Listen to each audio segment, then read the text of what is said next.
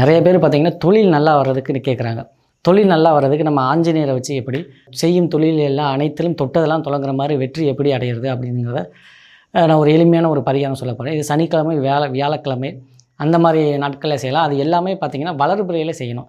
எப்போவுமே நல்ல விஷயங்களை எல்லாமே பார்த்திங்கன்னா நீங்கள் வளர்பிறையில் தான் செய்யணும். வளர்பிறையில் வரக்கூடிய சனிக்கிழமை, வியாழக்கிழமை மாதிரி நாட்களில் வெற்றிலை எடுத்துக்கோங்க. ஒரு 9 வெத்தலை, 21 வெத்தலை, அந்த மாதிரி வெத்தலை மாலையாக சாத்தி நீங்கள் என்ன தொழில் செய்கிறீங்களோ அதில் ஏதாவது ஒரு வெத்தலையில் நீங்கள் எழுதிடுங்க.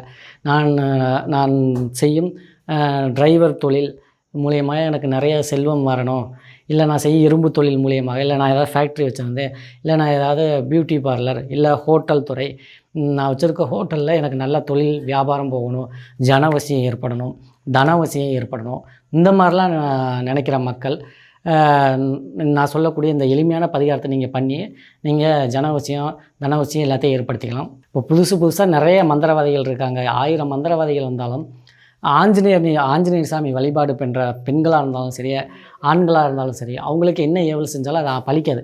ஏன்னா ஆஞ்சநேயர் தான் பார்த்திங்கன்னா எல்லாத்துக்குமே அவர் கண்ட்ரோல் தான்.